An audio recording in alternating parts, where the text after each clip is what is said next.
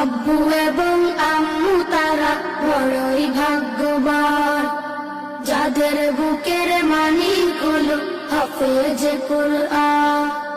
হৃদয়ে মাঝে গাঁথলো যারা হরফ নামের ফুল, তাদের সাথে হয় না কবু অন্য কারো তুল।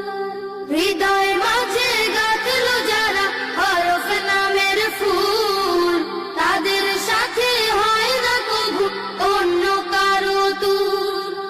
রবের কাছে